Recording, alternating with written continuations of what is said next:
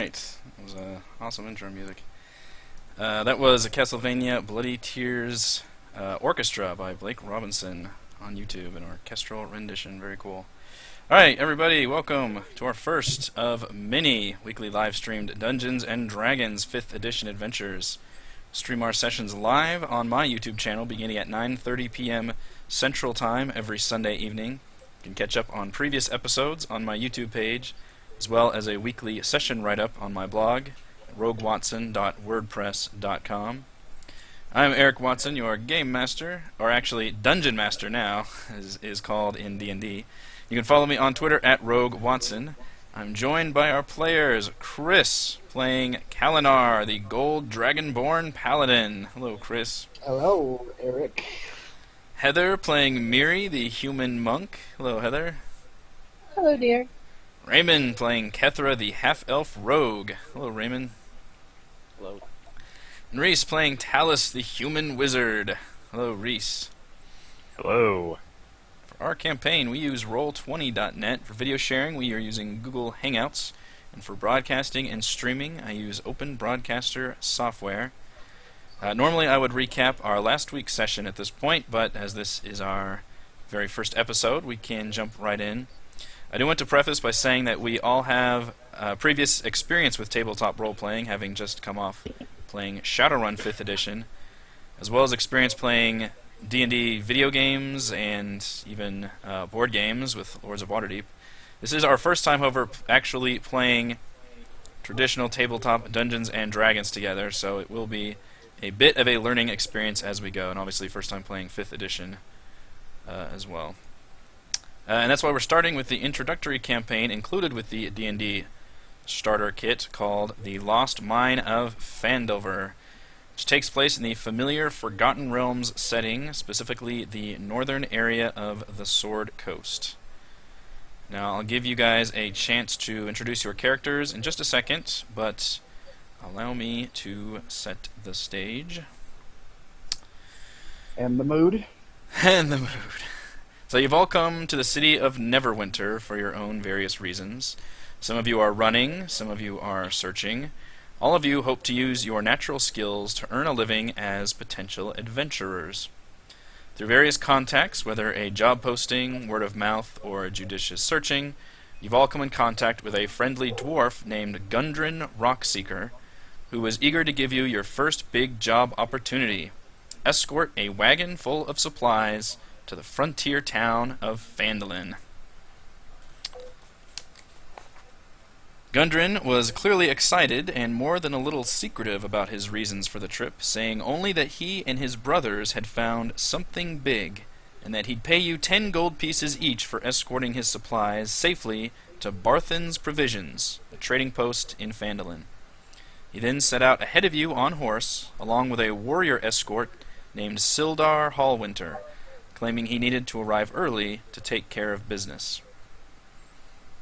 You've all spent the last few days following the high road south from Neverwinter, and you've just recently veered east along the Tribor Trail. You've encountered no trouble thus far, but this territory can be dangerous. Bandits and outlaws have been known to lurk along the trail. At this point, I'd like for you guys to introduce each other. You've all been on this wagon escort job for a while, and it's just the four of you. One of you or all of you have been driving the wagon, which has... Oh, so there's no this thing we're not escorting, we're delivering. Like, we're the only ones? Correct, yeah. Basically, Gundren went on ahead with Sildar, and you guys are bringing the wagon, essentially. Okay. So you guys have been alone with each other as a foursome for the first time, presumably getting to know each other, but I would like you to either to introduce yourselves, and you can either literally just read off your description, which you all have a little backstory blurb, which you can find on my blog as well, that introduces all your characters, or you can just talk about it, if that's whatever comes more natural. I can give you a artist's rendition of our trail.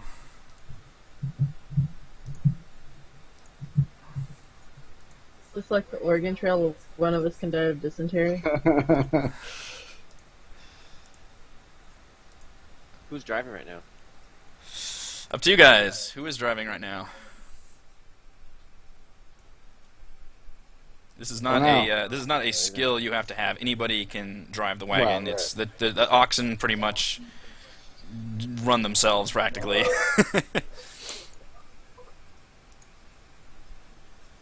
I'm behind the wheel. Excellent. Rain? Yes, the reins. My character So- says, "Can't you speed this right up?"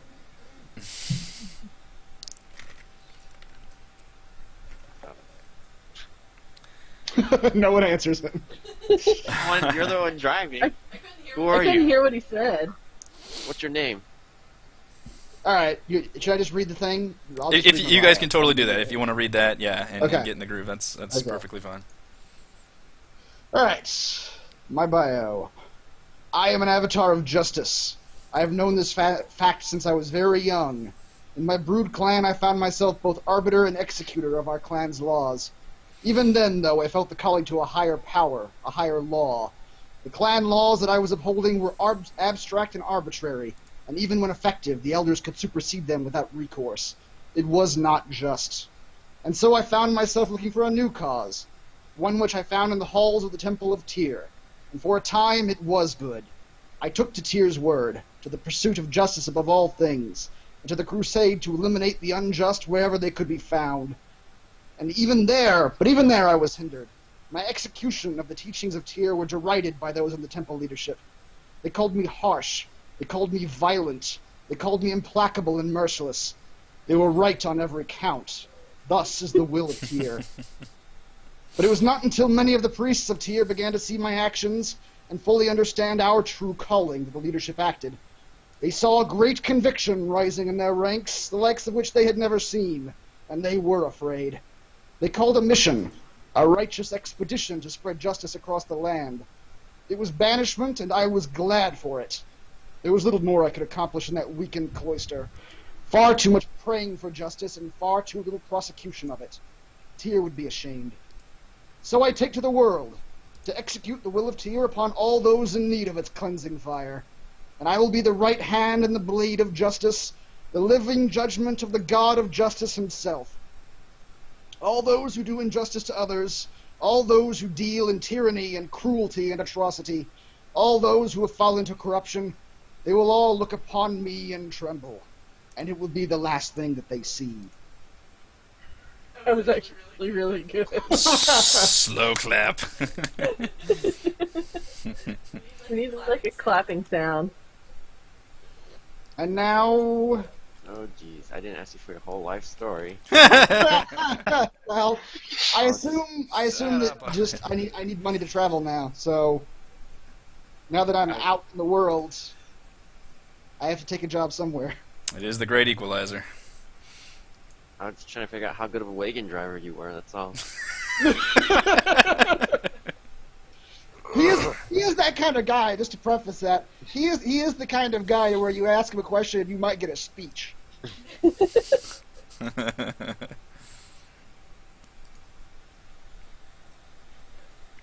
Yeah, that's me.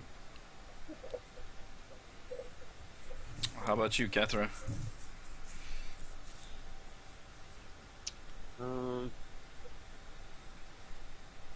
Well, I mean, are the characters gonna ask, or I don't think she would just like tell her life story just like that. Well, out of are we doing this? I guess I wasn't actually like reading that as if I was sitting next to you speaking it. That was that's just, I guess yeah. That's I what was we're- thinking, if you guys wanted to, you could just read your background description if that's more comfortable. Okay, just to give all of us some idea of your character. hold on. Let me recall my story. What did you put at that?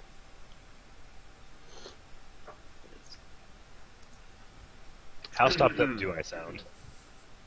Not very. You sound fine. No. Okay. Orphaned from a young age, my earliest memories are of growing up in a typical orphanage for wayward souls. Everyone was a bastard birth of mixed race run by a half-orc named Thengol. Thengol had a shady, untrustworthy manner, but I was drawn to him. taught me everything he knew, from how to slit a noble's purse without being caught to disappearing in the middle of a crowded street. I even learned to blend in to both human and elven societies, adopting the more elvish name Caleb like a second skin. When I was old enough to leave the orphanage, I was fully prepared to make a name for myself and prove that even bastard half-elves have a place in the world. But tragedy befell the home the night before I left. A sudden fire ravaged the orphanage, and I barely escaped with my life. Many perished, but many more went missing, including Fengel. I was warned every day of the hatred many folks have for half-breeds, but the atrocity still shook me to the core. With my only home gone, there was nowhere to go but onward. I still search for my former teacher and any clues to that mysterious fire that claimed so many lives. A pleasure to meet you, Kethra. Tyr cares not for your bastard heritage. He only cares that you do justice. We'll see about that. I've heard that justice is blind, so yes. As long as I can rob justice in their purse. How much money does justice have?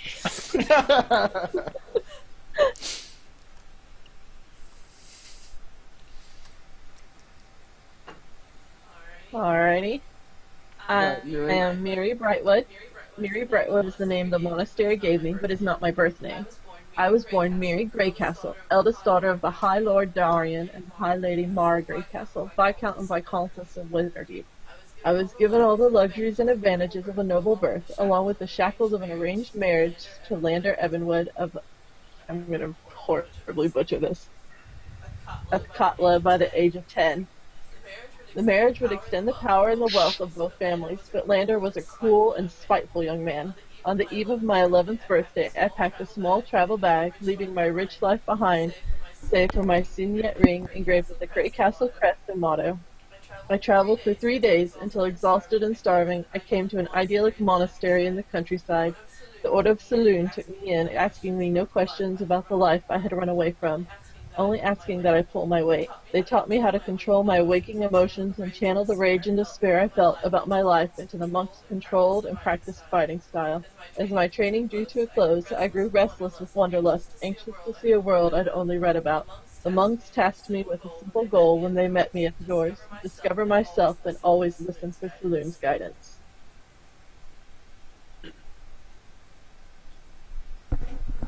Alright. With mine, I must say, Eric did a much better job at rewriting some parts of my story, so thank you for that. Mine too. Yeah. You all did awesome jobs, So, whatever. yeah. I mean, the ideas are there always, but execution is flawed. I once taught divination magic at an academy along the east coast of the Inner Sea, respected and beloved by my peers.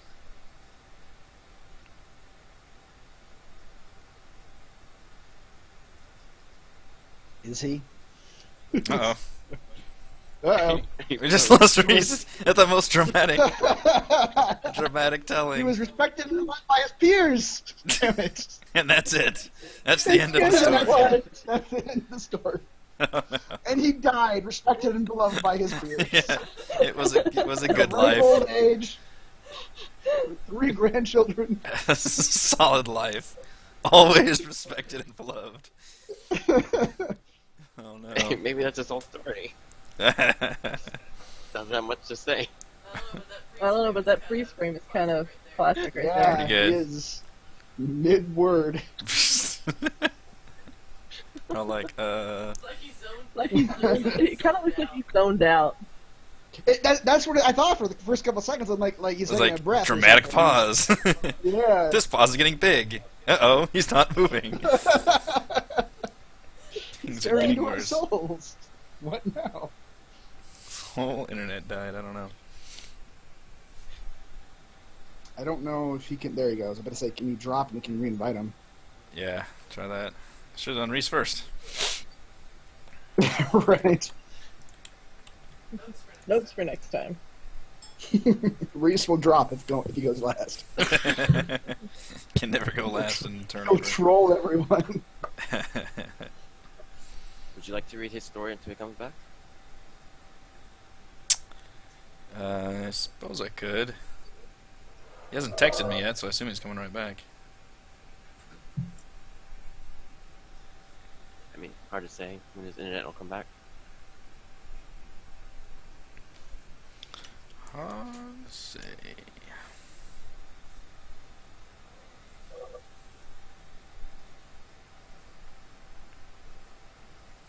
Well, the rest of you can talk about kind of what your characters have done on this journey. Maybe a little role-playing action of how you'd react to. Some of you might have traveled like this before. Some of you, this might be a new experience to leave, like the city. Never seen an ox this close before. There you go. They They do probably stink. don't smell good.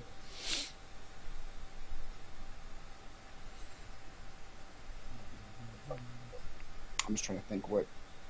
This would probably be his very first thing he has done since leaving the temple. Is Kethra's orphanage, like orphanage of childhood, was that all in a city like Neverwinter? Or did you travel to Neverwinter after the orphanage burned down?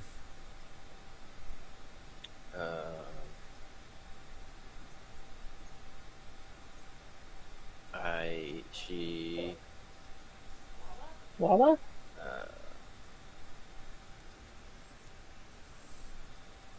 Either one. Oh, good. Reese is back. Perfect timing. Doesn't have to answer a question. Stalling. Yeah, the entire house just turned off for a second. The entire The house. house turned off. Oh no. So that was fun. Reboot the house. Yeah, We just thought you had a really dramatic pause. Yes. it was, yes. You had just said you were respected and beloved by your peers, and then you paused for a long time. You're like, go on. But this look on your face, whenever it froze on your face, was like you were contemplating what you were going to say Yes, next, it too. was So you were like, and? And I was trying not to sneeze. Alright, please continue. Oh, good. Let me pull that back up real fast. Let's try this again.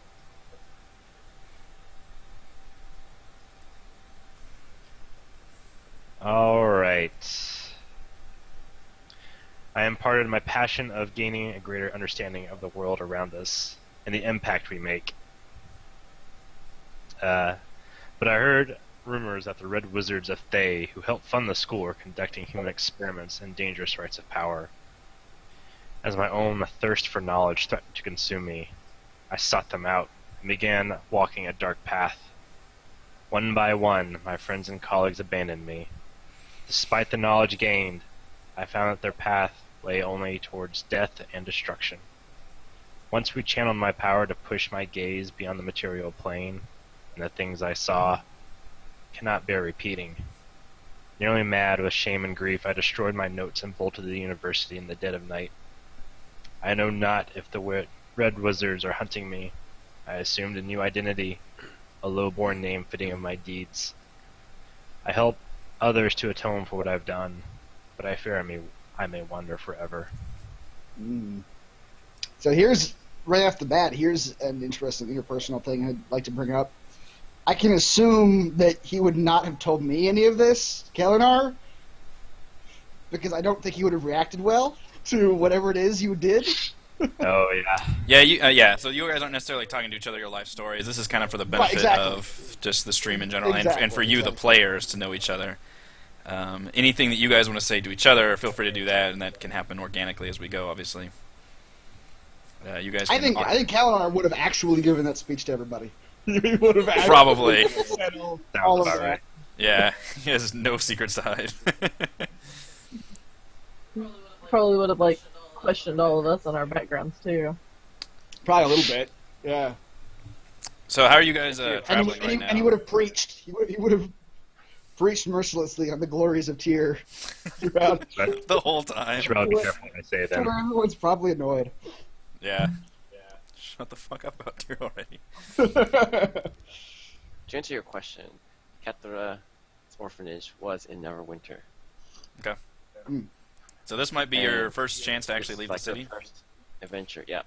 Nice. The fire happened not too long ago, maybe a couple weeks or so.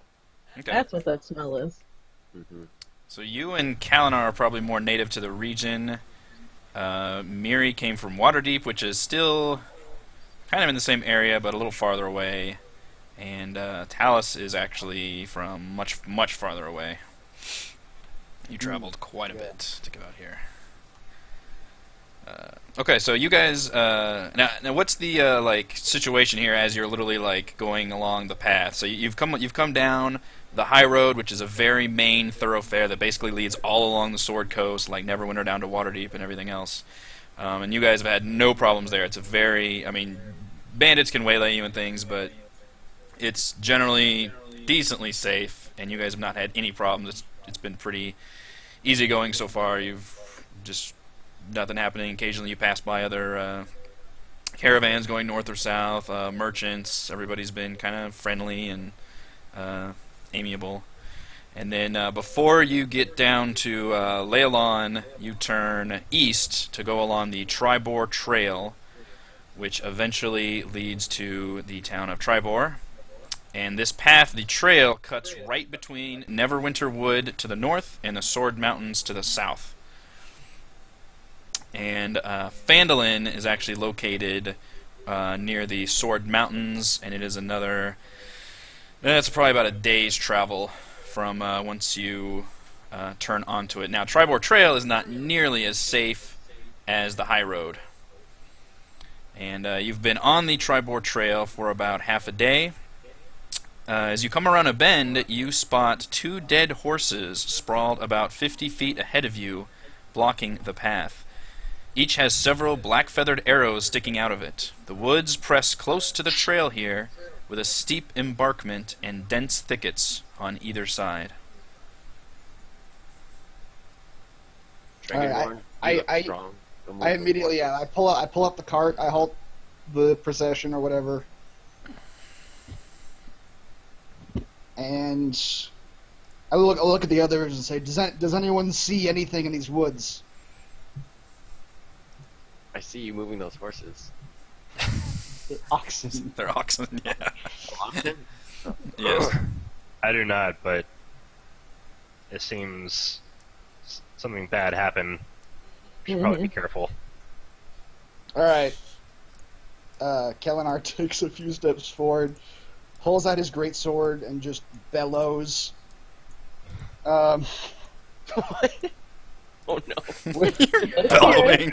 Oh yes, let's hear it. Any hiding in these woods? We are passing through on official business. No, that's not right. We're not on official Let me business. start again.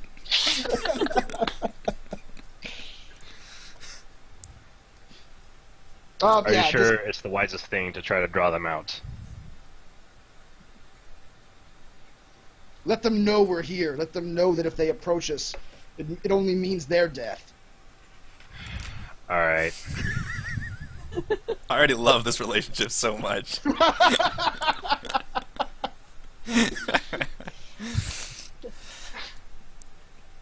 As he's walking down the path, I guess I'm gonna jump to the driver's seat and take the reins of the oxen and follow behind him, just looking from side to side. Since apparently we have a place to go before we reach the horses. Right, so this is our first look at a Roll20 grid, just as an aside. So one difference from Shadowrun, you guys actually have health bars above your token now, which is actually tied to the health on your character sheet, which is pretty cool. Which That's cool. I can only see mine. Can I do something to see other people's? Oh, I didn't realize that. I can see everybody's, but I don't know what you guys could all see. I could turn it on to where you guys could edit each other's character sheets, and technically, as long as you don't, then you can see everything that they see. So maybe that's the way to do it. Yeah, I mean, I don't think Perhaps. anybody's going to be editing. Okay, I'll go ahead and do that then. Maybe that'll be easier for everybody. Let's do all players. So yeah, now you can everybody's- compare my original bio with the one that I read out. I made him copy and paste over all the ones I wrote. Oh yeah. Leave no trace. This means I can move other people too. It does. Trust Yeah, you won't. it's up to you guys. Like I'm setting it to that right now, but Yeah, it should be fine. I assume that's just gonna be for our group at least. Everybody Yeah. obviously knows each other, so it's an easy fix. So yeah, you've got everybody's got a health bar, and it is tied to the actual health on your character sheet, and the same for enemies too. That way, well, I'm not actually sure if you'll be able to see enemies or not, so that might just be on my end. But feel free to ask, by the way. And also, by the way, for NPC hit points, I will be rolling for most of them.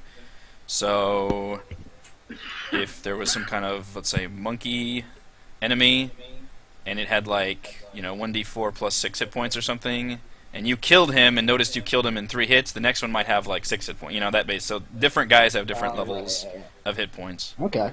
And anybody that's got like a Should we- named or anything has probably got the most hit points. Should we be able to see their health bars? Whose health I bars? see everybody's now. I mean the enemies Oh, that we'll be facing.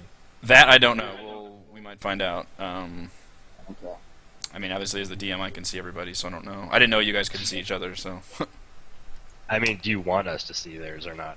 It doesn't really matter. Like I said, the other way is you would just ask me, so that's not a huge deal. If you can, that's not a big deal. If you can't, then you can ask me, and I can kind of roleplay it a little more. But I'm not too concerned. By the way, each square is 5 feet. So whatever, if your movement is 30 feet, you can move 6 squares, that kind of thing. So each one of these squares is a distance of 5 feet. Does that include diagonal? Yes. Like diagonal is also adjacent. Is it? Okay. So Okay. if you move from one diagonal to another, that's technically a 5 feet Oh, okay. distance also. I could make a Okay. beeline to the horses. So please continue, and we'll go through all these because this is again our kind of intro to D&D stuff. So I'll probably be periodically stepping in with little like loading screen tutorial type messages. Okay. I got Alright. what he says now. I thought of it. Oh dear. Okay, please. He says, "We are armed escorts of this wagon. We pass down this road in the glory and the light of Tyr. Any who approach us or attempt to waylay us will face his judgment. Consider your next actions carefully." Your speech is met with no response, but you can give yourself a point of inspiration for that nice little speech. Thank goodness. If that's all it takes, Kalar is going to be getting points left and right. Well, that was technically could have been a very dangerous thing to do. Mhm. There you are, standing all by yourself in the middle of the road. He is nothing if not confident. No cover. Nothing. We're all back here going, "You're a dumbass," but that's okay. Is it daytime or nighttime? I forgot. It is day right now. It is probably maybe just afternoon. You guys are probably just eating lunch or something. There's probably no hiding places. Not where you guys are, right at the trail. Like I said, there's a embarkment that kind of goes here, and you can see the embarkment actually kind of pinches the area right here to almost create like a natural valley where the horses lay dead right in the middle of the trail. And then there are dense trees and thickets you can make up kind of up here. You don't really have a good view of it because it is a little bit of a cliff here. Like I said, this is probably like a 6-foot like little embarkment thing, so it's not going to be tricky to climb, but it is going to take you a little more movement to cross it if you're actually going up, like the rocks. I think we should probably scout out that embankment. Okay. Yeah, that's a good idea. Like climb it? It looks like you guys can just walk up it from the north Yeah. side. Here is kind of where it meets the kind of levels I'll, out. I'll volunteer to climb it. I like Okay. having a high vantage point. It's my nature. What's everybody else doing? I'm just slowly walking forward. I'm urging the oxen on behind him. I'm staying with the cart. Okay. I wonder if I can move all of you at once. Sort of. There you go. It moves it out of the Thereabouts. thing. Yeah, as soon as you move it, it should snap back in. Oh, okay. Kalinar, as you get a little closer, you can see, if you get a little closer, Okay, one more. if you're getting Yes. closer, yeah. Yes. So you're probably within 15 feet, okay. So you can actually identify these horses, since you saw Gundren leaving, since he actually gave you the job, and he actually left on his way and made sure he had the wagon and stuff together when him and Sildar were leaving. You recognize these horses as belonging to Gundren Rockseeker and Sildar Hallwinter. Oh, The horses, yeah. It looked like they've been dead for about a day, and it's pretty clear that the arrows killed them. As you get a little closer, and meanwhile, what are the rest of y'all doing? Sorry, who are those two names again?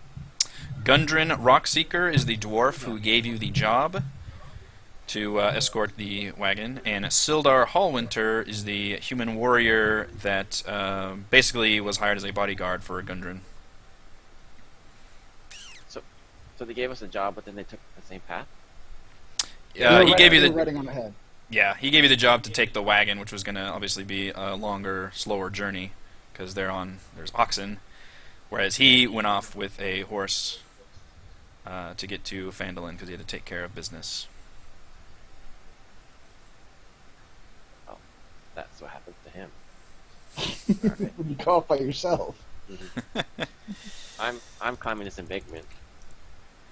Yeah, okay, so you're going up that way. Go ahead and roll a perception check, if you will, please. Me? Yes. I assume you're searching for, Sure. you're on the lookout. Perception roll. That's terrible. That is. I assume a 5. Well, so here's the deal. When you're actively searching for something, you roll perception, but your character pretty much always has their passive perception on, unless you are like unconscious or if you're just completely turned around or something, like not aware. But as long as you're like aware of an area, then actually I can use your passive perception as technically your perception score. Where's that on the character sheet? Should be a little. Somewhere on here. It's the P perk. It's right next to the. It's on the top bar. It's like next to XP and your visions, insight, and all that. Yeah. All of you should have it around like 11, 12, 13 or something. I think it's basically your wisdom modifier. It's like 10 plus your wisdom modifier, I think. No, I have a 0 for wisdom.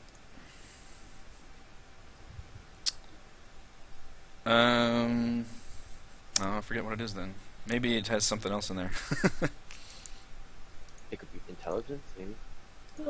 It says wisdom think on it the was thing. thought it so- was I mean, if you're wisdom. proficient, we give you +2. Yeah. Got it. Okay.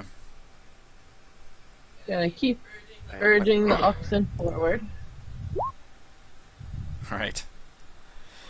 towards the dragon man. All right. So if I move another square?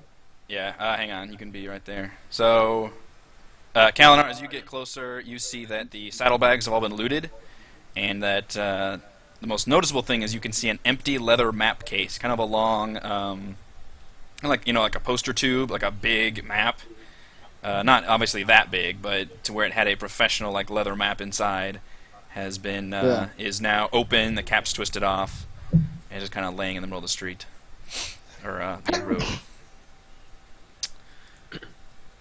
And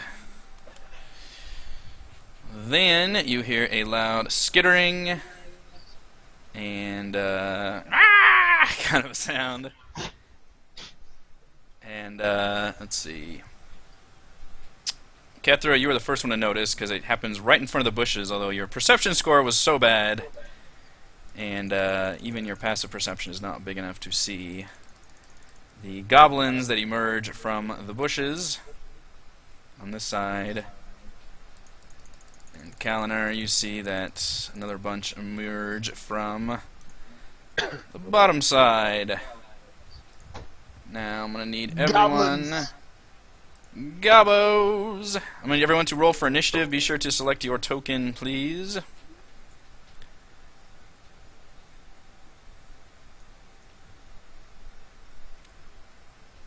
The goblins actually just roll once for initiative.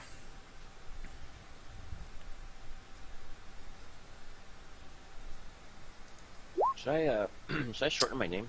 Ha! They rolled terribly. That's fine. Now they did get off the surprise round, which I did a hidden roll for that. And they were... Yeah, they can't surprise me. Oh, you cannot be surprised at all? You can't be surprised while you are conscious. Alright, so because of your alertness, you are able to catch the sounds of the goblins coming out. Wow. Natural 20 on the initiative. You have a +0 and you rolled a 20 on initiative. Pretty solid. I'm trying so hard, guys. Did it Hang go on. this time? Wow, you guys all did very solid. So the only advantage the goblins have is they get a free round because of surprise, except for mirror. Yeah, I'm trying to figure out how. I guess neither. Let's see here if it's descending. Other creatures don't gain advantage on attack rolls against you as a result of being hidden from you. See, this is why I opened the book. So I know multiple. Let's see. A member of a group can be surprised even if the other members aren't. So basically, this is round 1. Only the goblins and Miri can go. Right. Okay, so even though the goblins surprised, because they rolled such shitty initiative, Miri actually gets to go first. And by the way, this initiative, another big change from Shadowrun, this initiative is the initiative for this whole combat sequence. And the actual number doesn't matter. It doesn't give you more turns or something. It's the only thing that matters is its relation to the other numbers. So rolling a 20 is not any better than a 6 if the enemy rolled a 5, for example. Right. It's not Shadowrun anymore. We don't get Right. to. No more surprise. So and it's because the goblins rolled so shittily, almost anything would have been better. So, Miri, you get to roll first, and right now you see. Your alertness allowed you to sense, I guess, that there are a couple goblins up by Caliph,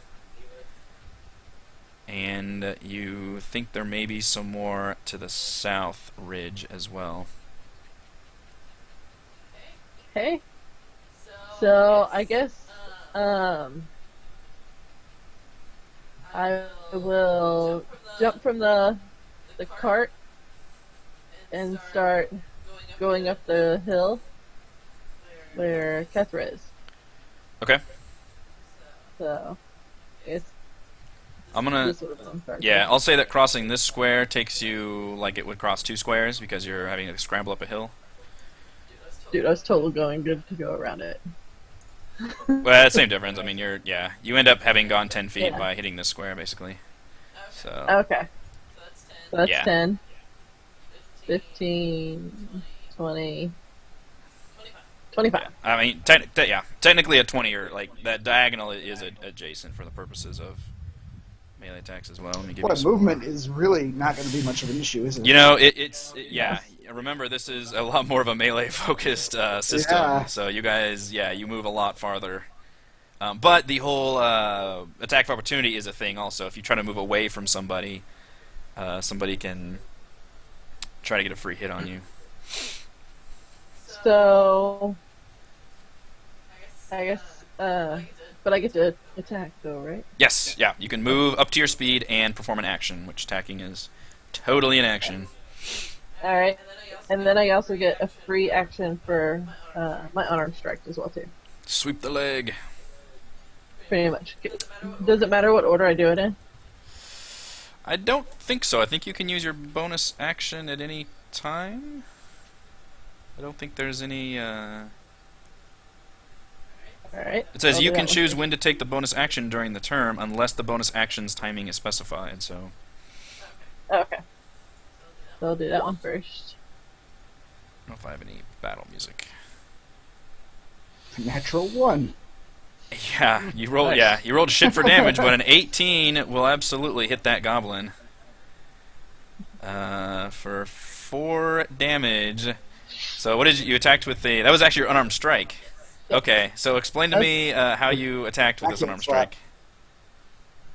I came running up the hill and just swung my arm out, just clocking him right on the side of the face. Just a running wrestling type haymaker. Alright.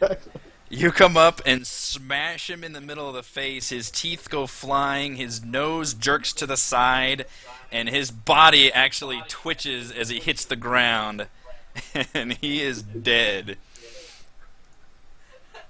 Ow! Back live after a catastrophic internet failure. You broke that goblin's face, and then you punched our router right in the nads. Terrible. Alright, so you still actually are on your turn. Oh, I am. Miri. Okay. That was your bonus action. Oops. Okay, so I'll just move right here and swing my sword at him. And be You have a sword too? Uh-huh. I don't think it's gonna work. Hang How on. did the monks use swords? Kalimar is confused I by have a this. short sword. Yeah. I have a short sword called a kama. Oh, okay. A kama. Is that a... That sounds familiar. It's like the monk. Wait, I think is that the one that's like a small sickle type thing? I think it is a kamas. small sickle-looking thing. Yeah. Okay, how's that? 21. Jesus. Wow. Okay. Yeah, that will. Death welcomes you with open arms. Yeah, so your sword rings out and cuts a deep gash in the goblin. And he appears to be quite damaged, but he is still actually alive. For now. So that other goblin was a weakling. So, do you see the actual health bar or just the token?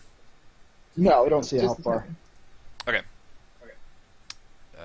Wait, that's not even right. You did. Can't do math very well. Okay. There we go. Alright, so that was... So now the goblins actually go, because this is still the first round. The rest of you were surprised. This goblin will actually come charging down the cliff, screaming "Ah!" at the paladin. Attempts to swing his sword at you.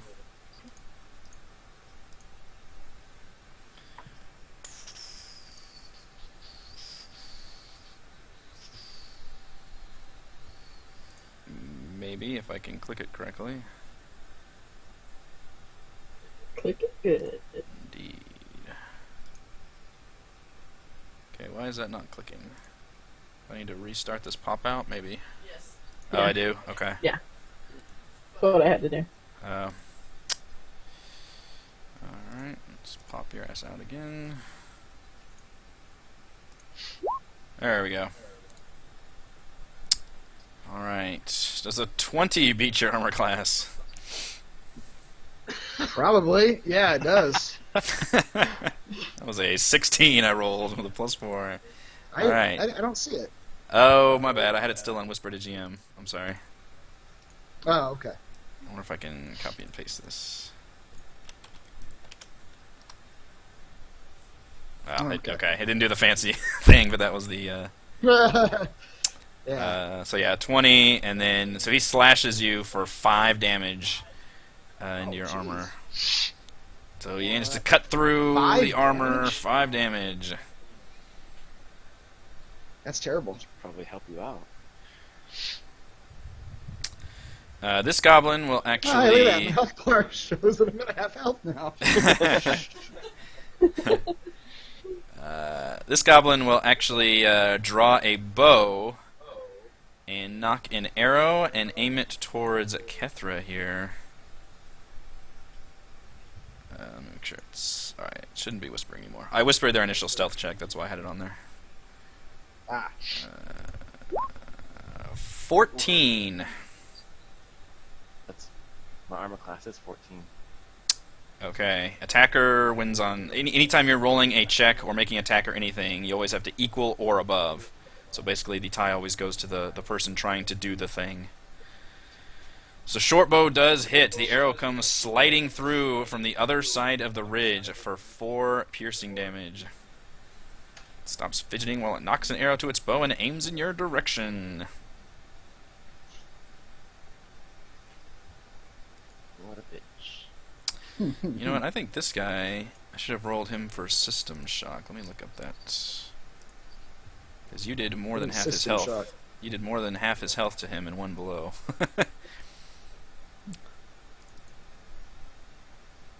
Basically, it's what I have for the NPCs instead of the lasting injuries thing.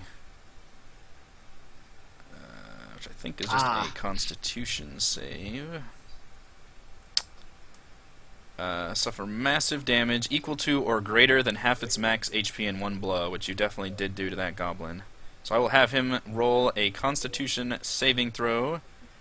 He has to roll a 15 or better,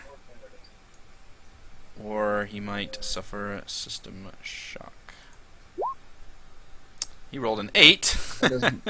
And I'll Doesn't take look that to better? 15 No, or it is better. not. So now I get to roll a d10 and find out what horrible thing happens to this goblin because he did such Ooh, a lot of damage to him.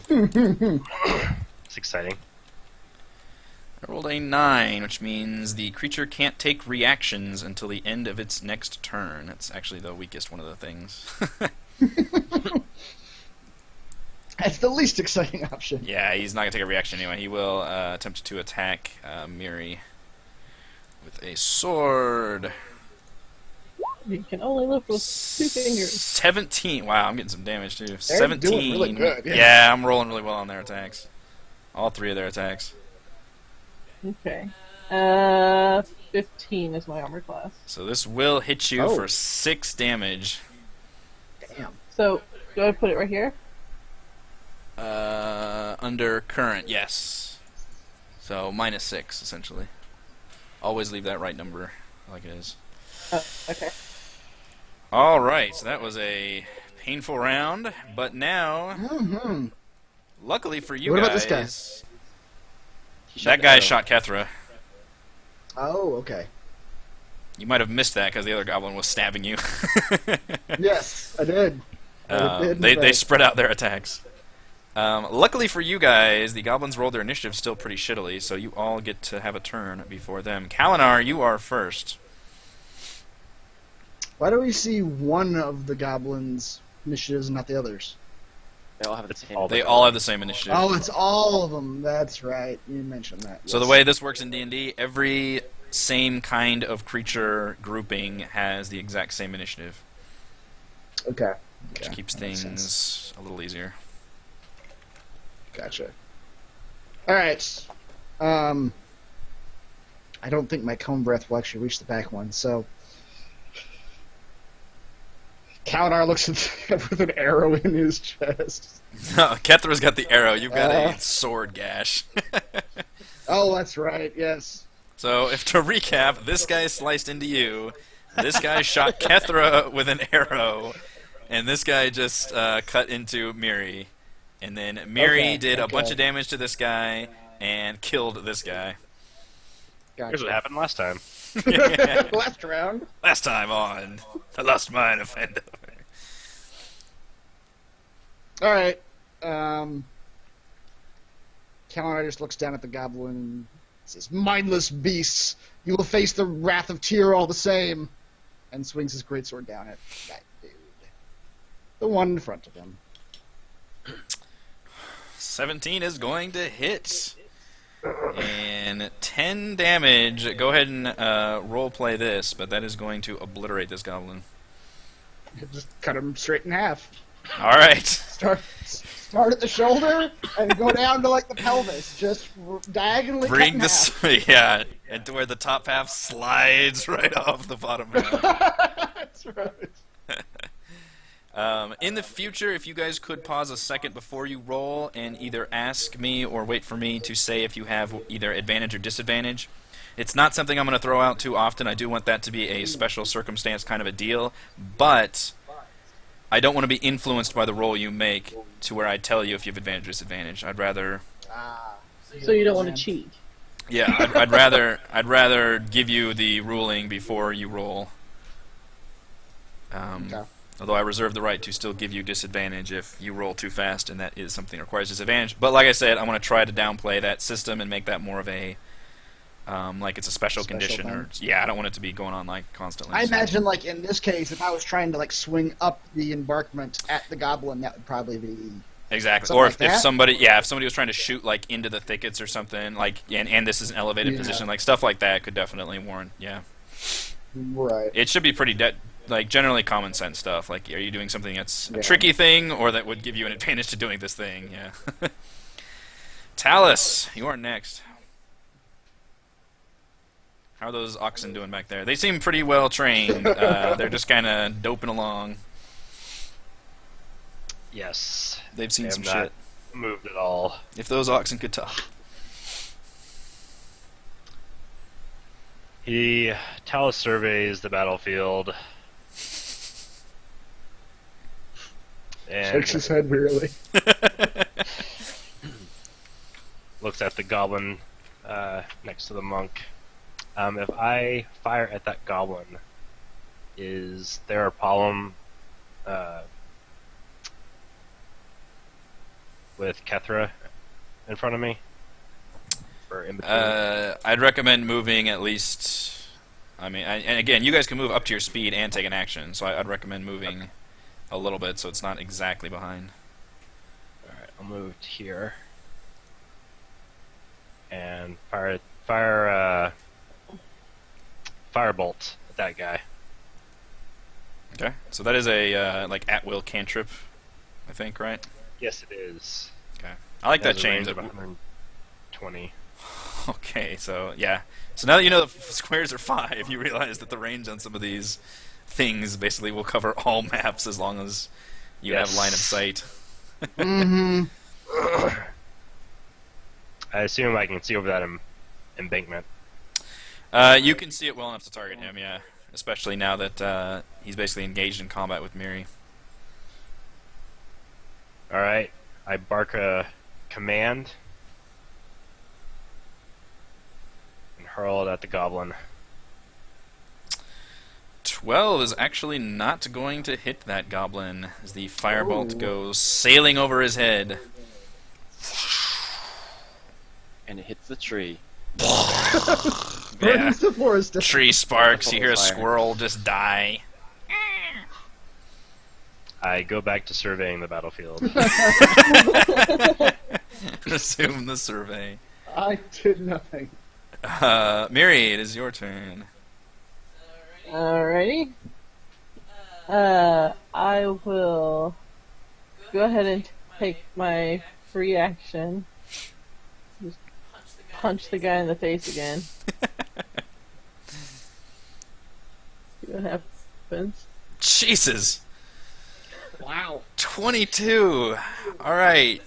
This is gonna be like an open palm slap to the face with my fingers just like digging in as I go across. Like the Tiger Claw style Yeah. in Kung Fu movies? Yeah. So you Tiger Claw face him and just rip his face off.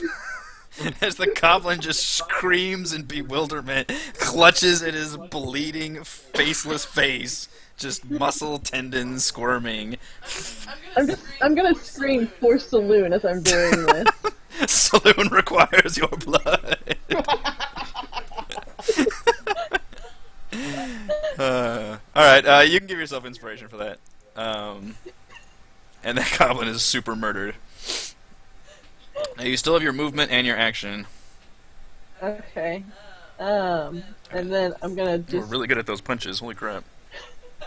I know. Oh my Your God. unarmed strike is a bonus action? Yes. Yeah. Wow, okay. Yeah, monk's pretty cool. It's kind of like sneak attack, but it's Sounds like a like whole it. separate action instead of a. Okay. Alright, I'm gonna tromp all over the body of the troll in front of me and just walk with bloody footprints to the edge of the cliff, where I'll take aim at the other troll and throw a dart at him. Dart. Darting! It doesn't do very well. No, No. I actually rolled a 1, which I don't. What? There is no actual like critical failure in this one. I could come up with a few circumstantial things if there was an ally near there. I might have that dart actually stab them or something. But as it is, that The dart. whistle of death draws near. That is. That's awesome. That's great. The most dart dramatic goes sailing into the trees and thucks right into the tree next to the goblin. He yells, "Arr!" I kill a squirrel too. Yeah. In fact, you pinned like a rare hummingbird, probably the last of its kind, to the tree. Kethra, it is your turn. Kethra feels that arrow and can tell what direction it came from. Instantly sees that goblin, and in one swift motion takes a step 5 feet, draws her bow, and shoots at that goblin. I should probably reveal more areas Son as of I a go. bitch. Yeah, you guys can't do the range attacks for some reason. The melees are killing, but that arrow is going to go sailing towards the other end of the goblin and go sailing right past him.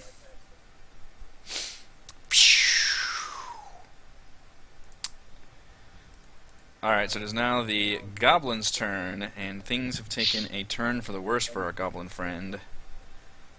So he is going to go 10, 15, 20, 25, 30. You notice, and I'll give you vision in a second. You notice he appears to be hauling ass generally in this direction. And you notice that maybe the blood trail actually kind of follows that direction as well. He can still take an action on his turn. And since he had his bow already equipped, he will turn around and attempt to fire it. I'm going to give him disadvantage, though, since he's kind of in the middle of like the embarkment right now. And he will attempt to shoot at Miri, since Miri is the closest. Why are you trying He to does kill me in have- the first game? An 8, since he has disadvantage. That's Oh, good. right, yeah. That is lower than my armor. Alright, so that arrow goes sailing past. Kalinard, it is your turn. I don't think I don't have anything that I can actually. Kalinar. Yeah, he'll say, "You cannot escape justice, goblinoid." And he'll just rush towards the goblin Ambling. and ambling, yes, with his wound, and he will breathe fire all over the fleeing Oh goblin. boy. A fire breath. Exhales a 15-foot cone of golden flame. Nice. So he makes a dexterity save, and he has to roll 11 or better. Is that what that means? Yes, yes. And he did. does. So he is able to dance out of the way as you haul ass towards him. He's able to see that coming and kind of scramble up the embankment real quick while the ground is lit up briefly. Talus. I'll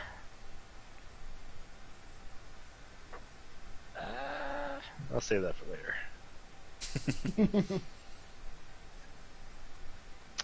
I will attempt to firebolt the goblin again. I am not pleased with myself on that last attempt. You'll probably have to move to about like here or so to get line of sight, since Yes. there's a lot of I'm looking at embankment in that the right way. now. Yeah. I'll move 5, 10, 15, 20, right here. Okay. And cast my firebolt one more time. 11 is not going to hit. That will go sailing past his shoulder. Whoosh. This is my one god Ooh. NPC, apparently. Yep, he is flaying like nobody's business. I always get the one. Miri, it has come back around to you again. The goblin is still alive. Against all odds, he's defended 3 solid attacks. I'm gonna throw the one goblin's face down and turn and sprint after Mr. Goblin Man. You were holding the goblin's face this whole Yeah, time. I didn't realize you were holding that. It's That's insane. So, by the way, you guys with inspiration, you do have to declare you're going to use. Well, actually, I'm not even sure if you have to declare if you have to use that. I think you might. I think you can actually choose to use it after you roll. But essentially, that inspiration gives you advantage. oh, okay. Okay. But I think you Can do it after the roll. Or I you have to do it think before? so.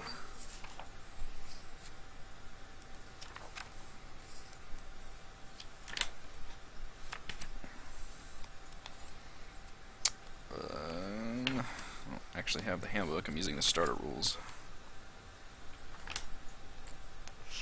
I'm gonna go here for 20 feet. Cut him off. Yeah, I'll move here for 25 then. So, since I have a little bit of a height advantage, does that mean I get advantage? Not in this case. That's pretty much the edge of the embankment right there. Okay.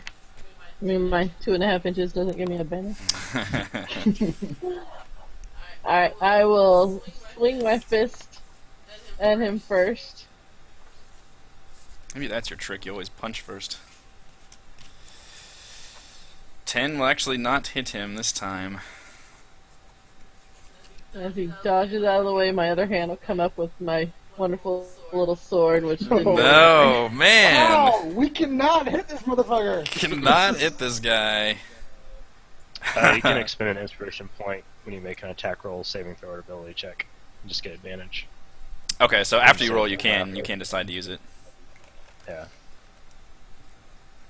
Okay. And do keep in mind, yeah, you guys can only ever have 1 inspiration, so.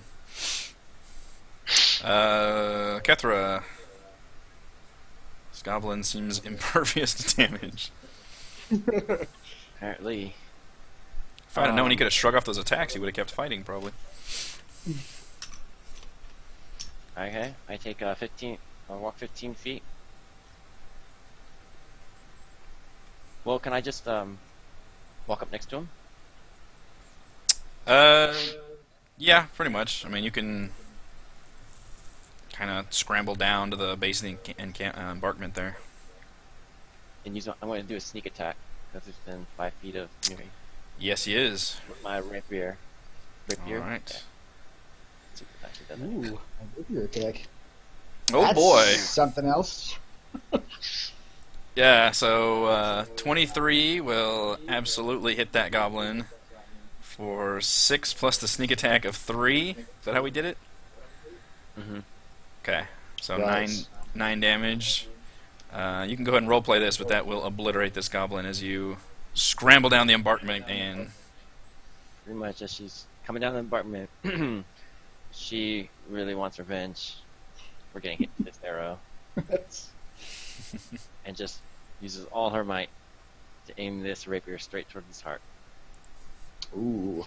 Heart attack. Yeah, and the goblin goes... and then just crunches to the ground.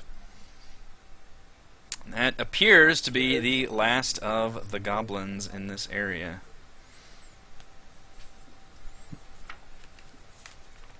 Kalinar walks up to this last goblin and just says, "Foul beast," and just sweeps and cuts off his head. Very nice. If the blood trail is continuing this direction, I think we should go investigate a little further to see if we can find any evidence of our employer. Agreed. These creatures must pay for what they've done, and if we save our employer in the process, much the better. Go ahead and somebody can roll a wisdom check or a survival skill if they have survival to kind of investigate that area. Is it investigation? A survival check, because you're specifically looking at like outdoors, like trail tracks, that kind of thing. Well, I don't even need to roll. Chris got a natural 20. Yeah. Yep. Yeah. Which, by the way, you guys can switch to your character, so it'll come up as your pictures on the thing. On the drop-down menu. On the drop-down menu, on the bottom right-hand corner, you should be able to switch to your character, and then that'll have your actual portrait there. Oh. So, Kalinar and Miri, you guys can tell that this is a trail that about a dozen goblins have come and gone along this little path that leads north into the through the woods here. And as well as you can see signs of two bodies that are bigger than goblins being hauled away from the ambush site. Ooh. It appears our employer was taken by these goblins.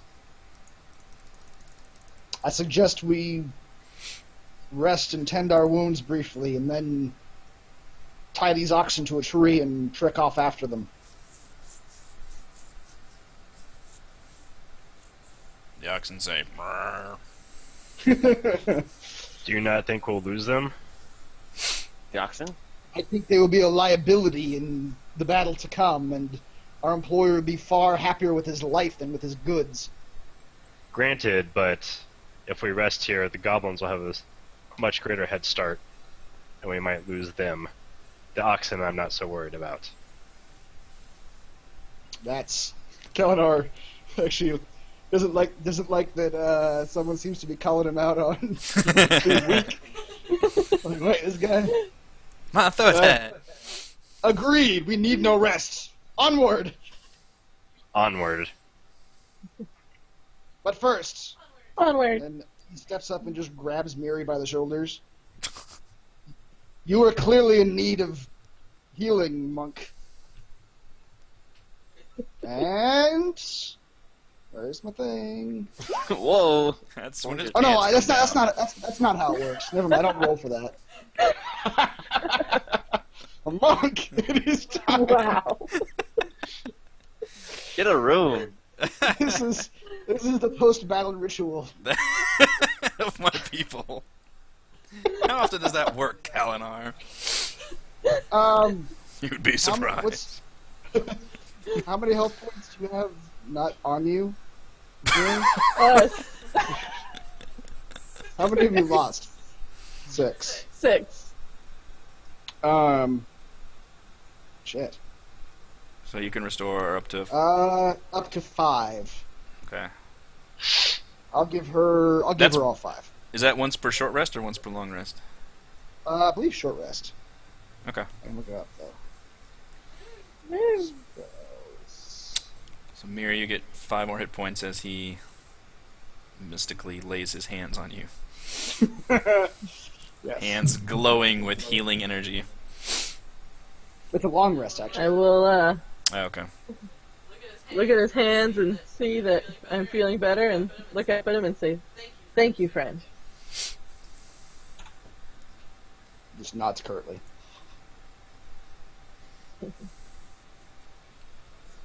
As our wizard friend said, Let us there's no time to lose.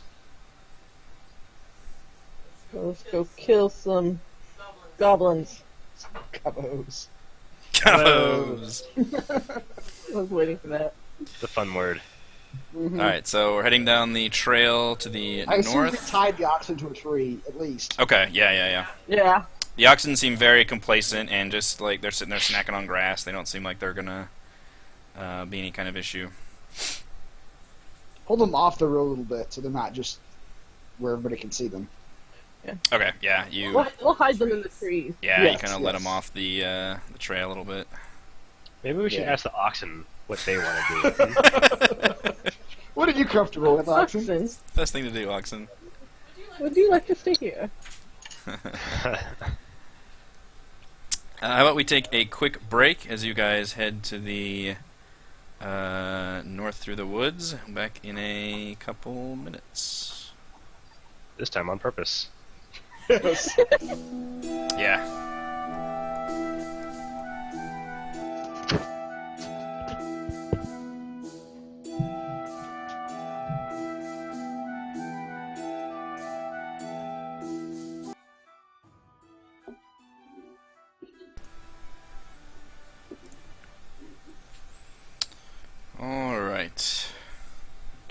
everyone's here and quickly snacking.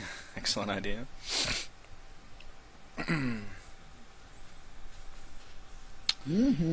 So as you guys head along the trail, something that is important in D&D is called the marching order, which is literally kind of the order that you guys are in. So there's always some people in the front, some people in the back, and that kind of determines, like, basically the person in the front sees threats first, or the person in the back could possibly see if somebody was, you know, behind them or things like this. So while we're going along, please tell me what y'all's marching order is for following the trail. I do have alertness. I think Okay. you and the paladin should be up in front. Yeah, just a 2x2. Paladin and monk in the front, rogue and lizard in the back. That works. Okay. I will probably assume that is your standard marching order, unless you guys tell me otherwise. Assuming we're not, like, literally on a grid and I can, you know, see what we're looking at. So after about 10 minutes of heading down the trail, so do either Miri or Kalinar have a passive perception of 12 or higher? Mine's I have 11. 12. Okay, so Miri, right when Kalinar is about to take his next step, you suddenly put your hand out and stop him, which is tricky to do because he is a large dragon person. Look who's laying on And hands now. you point down and you point down and notice that there is a snare trap has been laid right along the path. You have actually noticed, and is designed to the kind that basically flings you upward, upside down. So a little basically rope on the ground, kind of hidden. So you were able to see that coming, so you can point that out. I'll let you roleplay that if you wish to. Clumsily roll into it. Careful, friend. There is a trap. Good eye. Can I, if I like poke it with my sword, can I get it to go off without actually catching me and pulling me up? Why don't you just throw a goblin body on it? I assume we're well beyond You'd the have to goblin double, button. but yeah, you've been going for 10 minutes. Yeah, sorry. I don't have I a just pick grid up a 20 nearby map for rock this. and just toss it on. I can attempt something. Oh, okay. If everyone would like to stand out of the way of the trap. Oh boy. You have an idea, wizard. I have more than an idea. I have a solution. Oh! Paladin. I like it. Coming from the guy who just started a forest fire back there. The forest is just burning behind him. Yeah. As they walk away. I don't know why I'm so angry at this person. It's because of the speech you gave us at the beginning about justice and... Racist. Dragon people are I might like... be a little afraid of them. A spectral floating hand appears and grabs the spring in the trap and pulls it. Nice. So as you grab it, it tries to wrap itself around the hand and then just kind of flings itself upward, the little trap does. So you are able to set that off. And obviously no one is in the middle of the trap, so it just kind of... Now the rope is up high and just kind of dangling there. Appears to be nothing else around, so you can continue on. Very good. Okay. Continue on. So now, are you going to be looking out, or are you just going to be walking along? How are you going to be continuing on the path? Front Can we people. be walking? Be on the lookout for things now. Yeah. Can we walk forward carefully? Yeah. With perception on or whatever? Yeah. Kalinar. Yeah. So another 10 minutes in, you guys haven't run across anything else. But at this point, I would like Kalinar and Miri to make specifically make perception checks, please.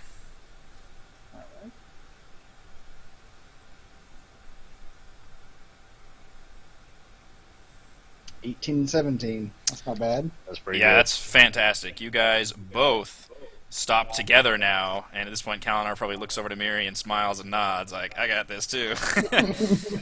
And you guys both see a hidden pit in front of you that is has been camouflaged and is designed to trap creatures into just a kind of rudimentary pit, but if you kind of scramble all the little like camouflaged rug that's covering up everything and leaves and crap, you see that it is in fact about 10 feet deep. And it covers a good side of the path, but it's certainly not any issue to walk around it now that you have seen it there. So you guys all have very good perception. Somehow. Yeah. Nice. Alright, So- Kalinar clears the camouflage away too. Okay. Wouldn't want any innocent creatures or people coming along and falling into this. Okay. So we will switch to the next map, but go ahead and I will reward you guys XP for killing gobos, which they are worth 50 XP apiece, which you killed 4 of them, so you can get 50 XP apiece for them. And go ahead and take 200? another. Well, that's 200 total, but it's divided by you guys, so Oh, okay. because they're 50 apiece, you actually get 50 each. But also, you guys get another 25 for discovering a cave system in front of you that appears to be where the goblins have been going in and out of. So each of you should have 75 XP right now. The goblins were worth 200 total, which divided by 4 is 50 each, and then you each get 25 XP for discovering this cave system. That's cool. Mm-hmm. So, let me switch over to this map. Okay, good. It keeps all your health dynamic, which is awesome. Following the goblins' trail, you come across a large cave in a hillside about 5 miles from the scene of the ambush. 5 miles? That can't be right. You guys only walked for 20 minutes. That's what it says on here. We'll say that's more like a mile. We're fast walkers. Yeah. Yeah, that's probably more about a 20 minutes, mile holy crap. north, honestly. And the goblins really aren't walking 5 miles either. Let's change that to a mile. Dragging. Okay. I set those traps out really far in advance. Yeah, You come across a large cave and hillside Right, Dungeons and Dragons. 1 mile from the scene of the ambush. A shallow stream flows out of the cave mouth, which is screened by dense briar thickets. A narrow, dry path leads into the cave on the right hand of the stream. As you can see the cave entrance here, and there are some thick bushes and trees and shit all over the place, and then there's the stream in the middle. On the east side of the stream, flowing from the cave mouth, a small area. You can see that there are briar thickets kind of over here, and it kind of opens up a little bit right to the side of the cave entrance as well.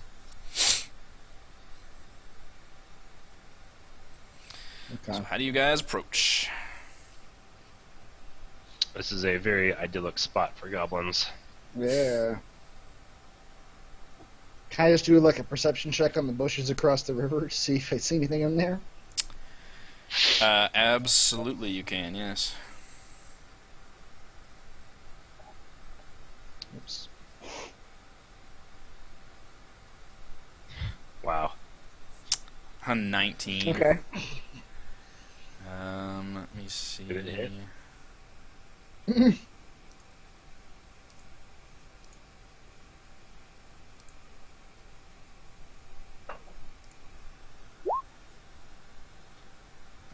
So you can't tell at all when I roll when I whisper it, right?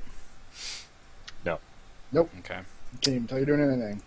Alright. Kalinar, you definitely see some movement on the other side of those thickets, and they appear goblin-like. He draws his sword and whispers to his friends. But you also feel like they probably Prepare. haven't noticed you. Oh. Alright, I still draw my sword very quietly. Whisper to them, danger, friends. Goblins in the bushes.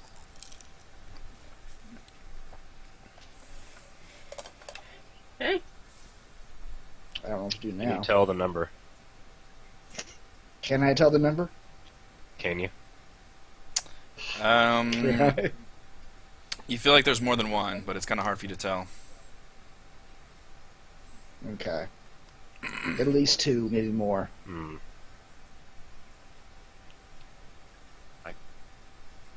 Since Is this they even can't possible? surprise me, can I just like start to sneak into the river and head towards those bushes to get a better look? Absolutely. Go ahead and roll a stealth check. Wait, I want to do that too. Okay. Both of you roll stealth But our checks. stealth people. Infiltrate. Stealth people, stealthicize. That's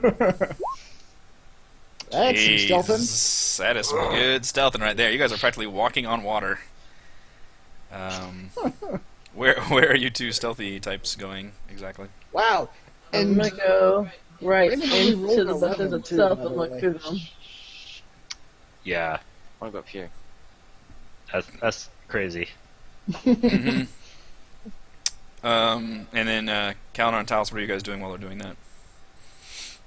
waiting. Yeah, Um, I'm I just. feel like if I step into that water, everything is gonna know we're here. I'm scanning to see if I can see the goblins. Alright, so Other Kethra, than you... Yeah. So you are able to... Oops, why am I not revealing areas? And Miri, you can also see, though you're kind of through the thickets. Kethra, you've kind of stepped into the opening now, but you actually get the drop on these goblins. You've beaten out their passive perception. So I'm going to ask... let me see if I can open initiative, clear all these away. So remember to select your token, and everybody roll initiative. And Kethra and Miri will get a free bonus round at the beginning for surprising. These goblins were not paying attention. Oh, wow, how did I roll so terribly? How did you roll so You did terrible? so well the I first rolled time, didn't you? Impossible. I did. You got I a actually just rolled a 4. 4. I actually just rolled a 4. He has no modifier Well, for I'm gonna- initiative, so I'm he gonna is a take it. slave to the D20. Yeah. Alright, so for this first round, it's actually just going to be Miri and Kethra going in that order, and then we will start again with Miri and then the goblins if they I'm survive hoping this they long. can go all like special ops team and just murder those two with no one knowing they're there. So, Miri, you're first. Okay. And these goblins Oh. just suddenly, are... one of them was, kind of leaning up against the cave. The other one was, snacking on the leg of some beast. And they both look up suddenly as they see Kethra. And they go, ah! And they kind of scramble to grab their weapons. And then one of them goes, ah! And kind of, nudges the other guy and points. And then there's Miri, on the other side of the brick, on the thickets. So I'll just move through the thickets Okay. and punch the guy first. Punching Awesome. powers! Hey, it seems to be doing the most good. I just imagine it's just constantly just a charging just haymaker just always Jesus fucking Christ! like that. You just Like critically hit that guy. Hey, I rolled a natural Yeah, 20. that was So- funny, To yeah. roll again, right? Interestingly enough, I guess do you not crit on your unarmed strike? You should be able to... I guess we didn't set that up. Probably not. Okay. What does that mean? You would get to roll your damage again for critting, which means you would roll another 1d4. However, that's gonna kill the goblin anyway. Once again, 4 damage will slay this super weakened goblin with a single charging punch attack. Alrighty. So I assume you're doing the same like claw face maneuver, or do you want to do something different? Yeah, same cloth face maneuver. Claw hand to the face. And as I'm pirouetting around, my other arm comes up and takes the other guy on. To which I will go ahead and use my point of inspiration. Oh, there you go. Yeah, so a 23 will definitely hit in that case by using inspiration. And you're able to slice really deep into this goblin, but this one appears to be much healthier than the other one. And is He was eating a salad versus a beef. he is super weakened though. Like you slash him really deep, just like right around the shoulder and the throat, and he's got blood squirting. So he is definitely stumbling around. Kethra, it is your bonus surprise round. Do I have advantage on this? No, you just get a free turn. Basically, is how surprise works. Okay, then I will stab him with my rapier. Stab him with the pointy end. Nope, Stab the him dull with the pointy one. end. A 16 will hit him, and he is going to go down with that 1-2 punch you guys just gave. Holy crap! That was some good rolls. All right, so you were able to stab him right in his already like wounded neck, and he falls over backwards over his little makeshift stool he was on. All right, so you can see that there are this area has been kind of hollowed out to form a natural lookout post or a blind. Wooden planks flatten out the briars and provide room for the guards to lie hidden and watch the area. But as you can see, you guys actually took advantage of the entire situation, and these guards were not paying attention at the time, since no goblin came back to warn them. So that combat round is over.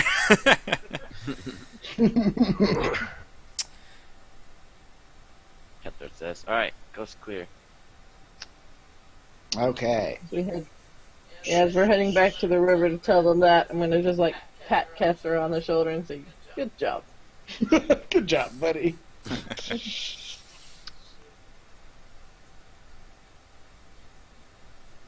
Kalinar, since we know where the goblins are, I guess we can take that short rest if we need to. Indeed. Perhaps you with no wounds would stand watch as we rest. Of course. Alright. We're gonna take a short rest. Okay. DM. Kind of right at the... So just to make yeah. clear, on cantrips, I can cast them as much as I want. I just only know 3 or 4 or whatever. Mm-hmm. Okay. Yeah, and I They're think like you... your weapons at that point. Yeah, basically. And I think you can actually recharge some of your first level spells by short resting too, as well, right? Yeah. Okay. I don't think you've done any yet, have you? Nope. No. Okay. So for a short rest, you can choose to spend a hit dice and then roll that hit dice plus your Constitution modifier and regain that many hit points. But once it is used, it is spent until you do a long rest. I'm going to do a house rule that if you don't want to spend any hit dice, I will let you roll a 1d3 just to do a short natural, like, hey, I rested for like 20 minutes kind of a thing, as a kind of a free minor hit dice thing. So anybody can roll a simple 1d3 to heal, no modifiers, or you can choose to spend a hit dice to heal. I'm going to roll a 1d3. I'll I'm also gonna do roll the my hit 1d3. dice. As Talus is watching for trouble as the others rest, without realizing it, he sort of goes off into his own world and starts thinking about the past, and is not paying attention to his surroundings. Nice. How do I roll a 1d3? Just type /roll space 1d3. So Kalinar, you can regain. Yeah, you should be fully healed. Kethla regains 2 hit points. 7. Yeah. Yeah, Miri, you get to regain 1 hit point. Pretty And that's just a little house rule that I have, just so you've got something. A brief breather. Yeah. Alright, so you guys spend a few minutes kind of resting in the Goblin Post area, and the cave still awaits before you, with the stream flowing out of it and a natural path kind of on the right side. I will attempt to do my best job of giving you... I drink some water. Oops. I'm gonna do their fog of war system. Talus, did you see anything while we rested? What? No. Everything was fine from what I could tell. So melancholy. Excellent.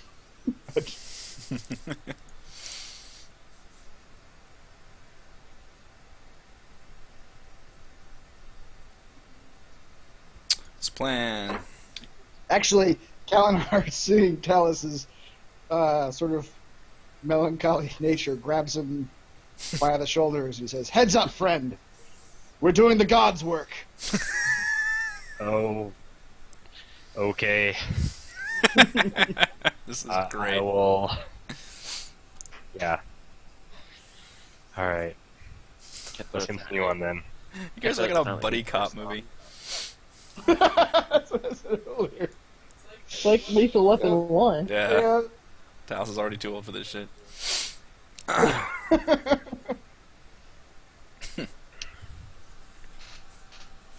to Alright, find is Kalinar's handiness a little too. Yeah.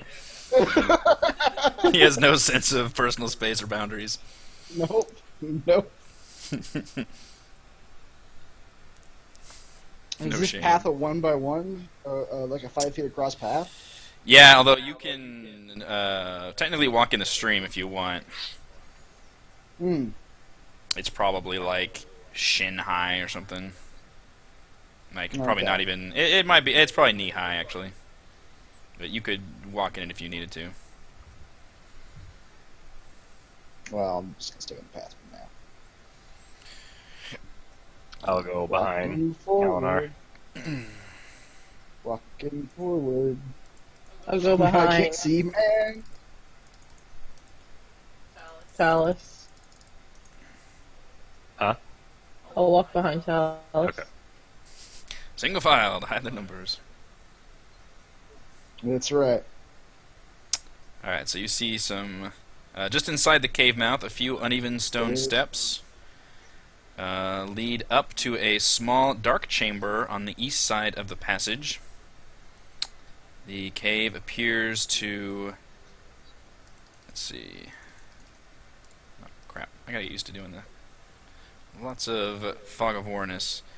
You can smell the stench of animals, and you can hear savage snarls and the sounds of rattling chains. Oops. Hmm. Is there anything ahead of me? Or is that just end? Sorry, let me...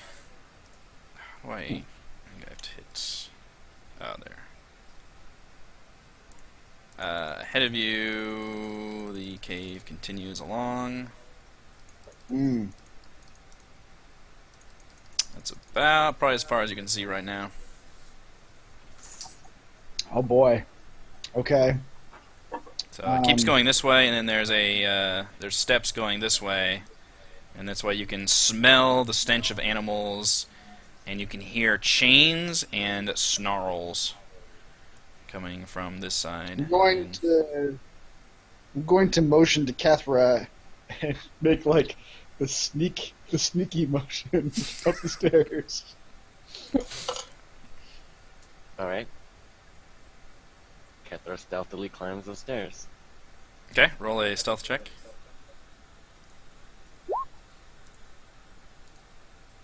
My rolls suck tonight.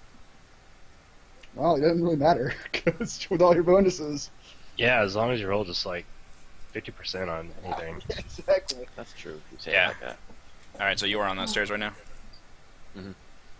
And I do have dark vision if it's dark in there. It's still decently lit, because you guys are still near the mouth of the cave at this point.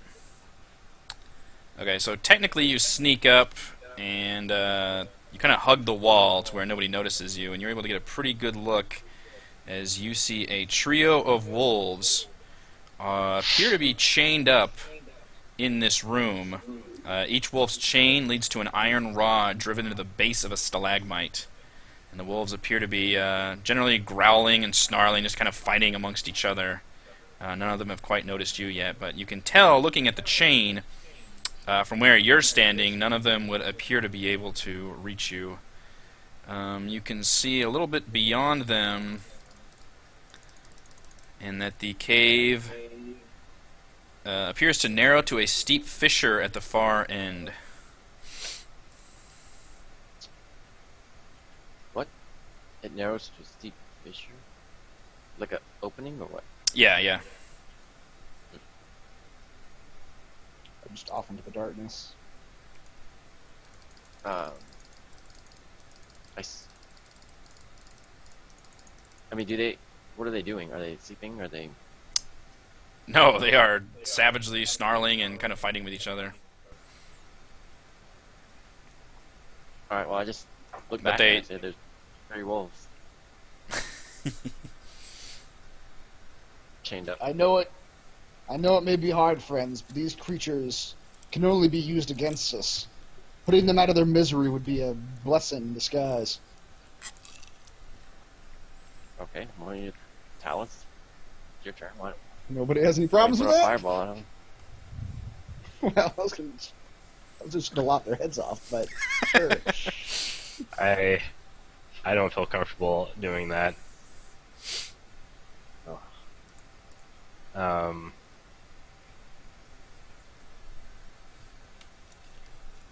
I guess there's no way to reason with them. If you have an animal Can handling anyone skill, speak to wolves here?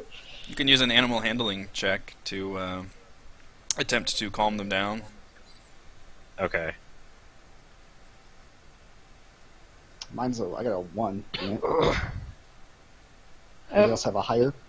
I have a 2-12. Yeah, I got you a can try. +1 to mine. Should we all just roll? Yeah, can we all just roll in that situation? You can, Oh, as so long like as you're each kind of when you're doing it, your character is like in, at least where Kethra is, basically. Like they have to be able to see you, obviously. Okay. Okay. Kethra, actually, No. as you are there, wait, no, that was your stealth check. Never mind. Go ahead. Roll. Yeah, I thought that was your animal handling. Guess I'll try my best.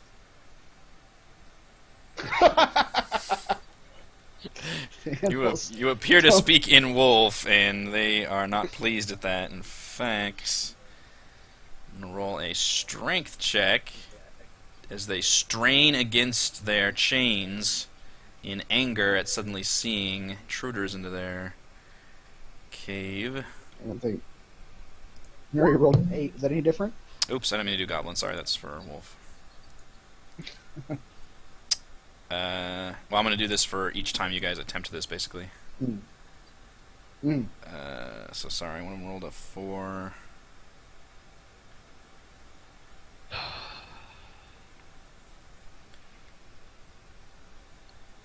I got an 8. Is that any better?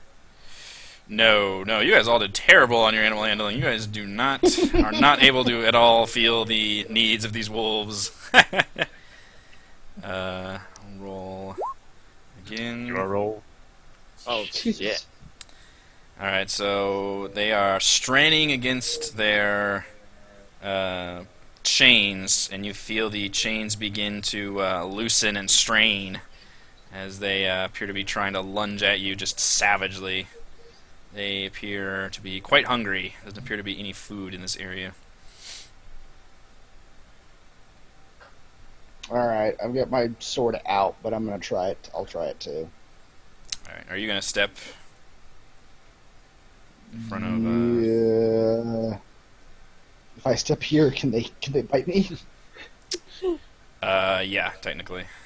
At that point, you are within their okay. range, because we have to use the adjacency Then rules. So. then I just move her back. Yeah. I If you attempt it again, I will roll another strength check for them, as they would. Okay. Are they all on the same one, or are they each on a separate chain? They're all. I'm rolling once for all three of them. So, I guess that would mean they're all on the same one. Oh, okay. So if they get out, they all get out. Correct. Yeah. Talos would much better, or I mean, sorry, Kalinar would much rather murder these creatures, but I'll try. You can do that if you want. I'm not gonna. Yeah. I was kind of surprised you didn't go like all crazy and just like push us out of the way and come in swinging. 11. Is that any better? That is not better. No. No, apparently not. You are still not able to feel out the wolves, and they roll a 19 strength, which means that iron rod pops right out of there. And I'm gonna need everybody to roll for initiative. Make sure to select your token. It is only a 10 by 10. This is a 10 wide.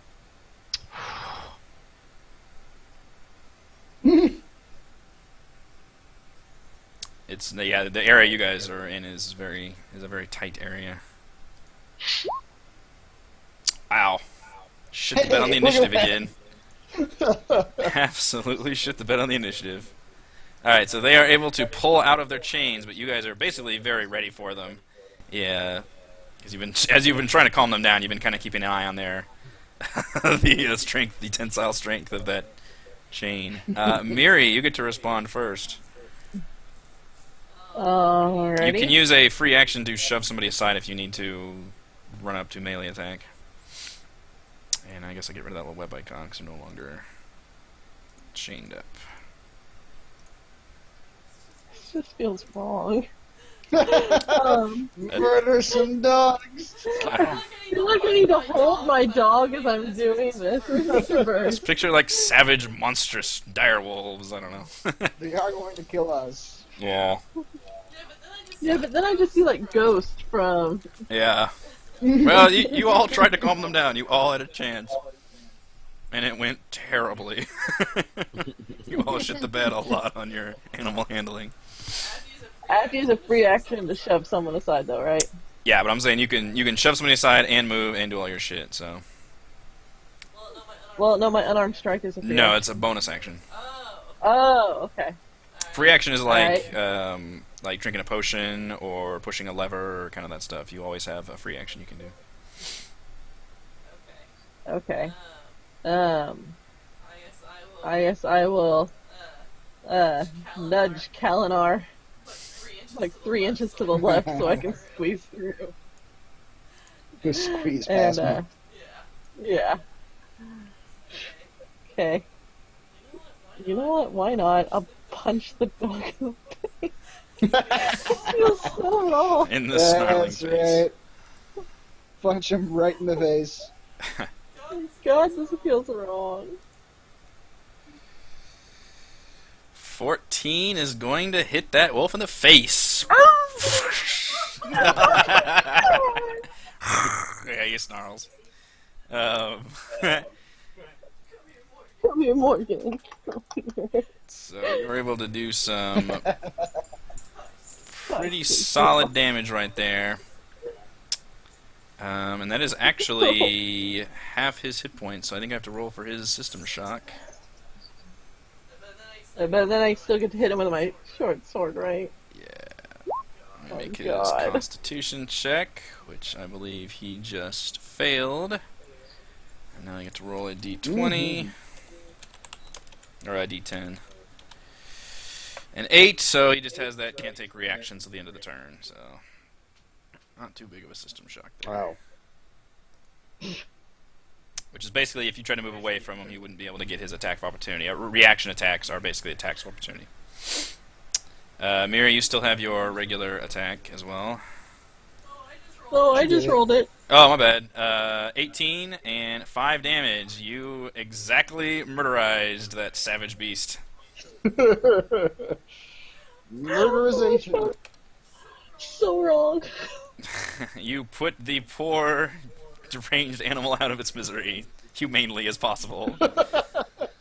Like, I punched it in the face and hit it with a sword. I'm gonna get a phone call from PETA. No face ripping on this one.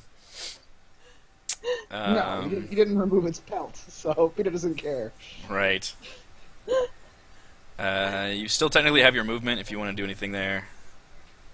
No, I'm gonna just stay right there and stare in horror at what I did. Alright, now you're a woman. What have I done? Cathra, your turn next. I rolled so shittily for my initiatives. With my nimbility, I take a few steps so that I end up on top of the dead wolf, and I use I do a sneak attack because he's within 5 feet of me. That's My true. rapier. Damn it. That's not gonna hit him though. Even with all your bonuses. Wolf appears to be dancing around a bit, yeah. Managed to roll a 4 both times. I don't think D20 likes me. Not so far. You did murderize the other goblins, so. Kalinar! Kalinar. See, Peter, I'm not a horrible person. No. Will also shove his way. Alright. Okay, Eric, you have to tell me here. How do cones work? Like, directionalized. Okay. You said it was So, like, if I moved 15-foot a cone? 15-foot cone. So that would be the So middle would it- of the cone.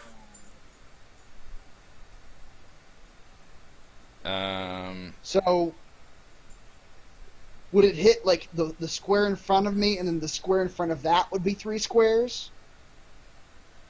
Is that where the cone starts? I don't know how that...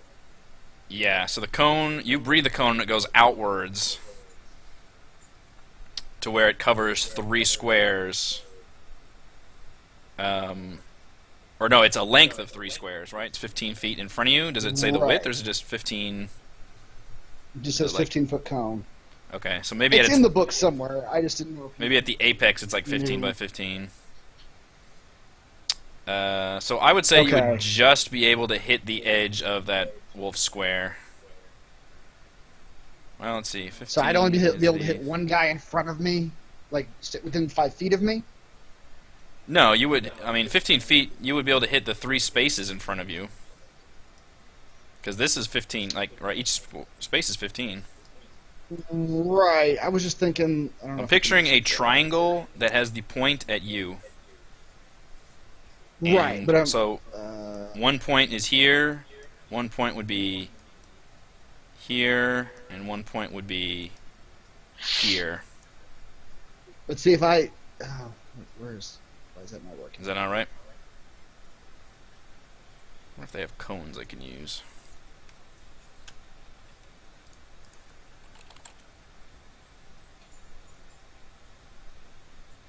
Oh, I see.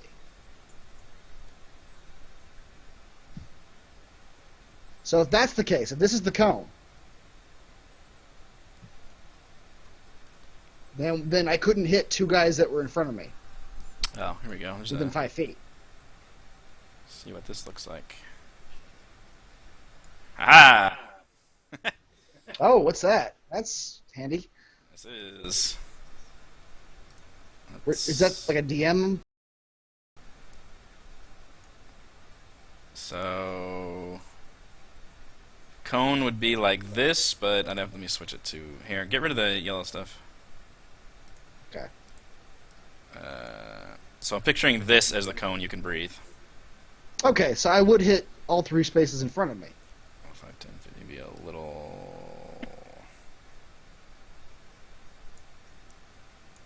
So wait, 5, 10, 15. Yeah. Yeah, it's about like that. That's my best approximation. Okay. My basic question is just if in a cone attack, if I attack the 3 spaces right in front of me, or only the first space right in front of me. Yes, I think it would hit all 3 in all 3 spaces adjacent to in front of you. Yes, as well as Okay. all those spaces behind them. All right. Then I'm going to breathe fire on the two little Oh boy. wolves. So I save this as a useful thing. Now, how often can you do your fire thing? Does that come back as a short rest or a long rest? Yeah, on a short rest. Short rest? Okay. Wow, that's okay.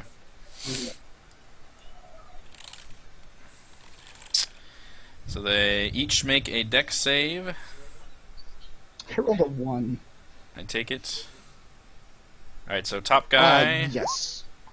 rolls a 7, so he will be inflamed.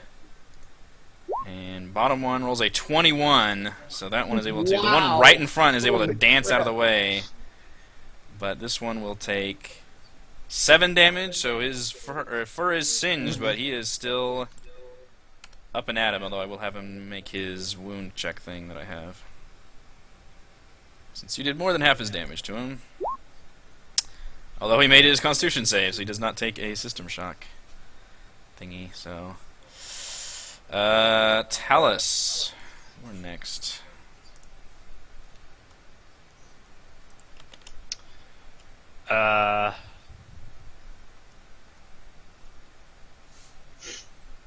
Feeling very naked all of a sudden with a snarling wolf right in sight. Snarling wolf. Talus is going to He's cast there. Mage Armor on himself. Okay. That's set. 13 plus its dexterity modifier. That's pretty solid. Lasts for 8 hours. Wow. Okay.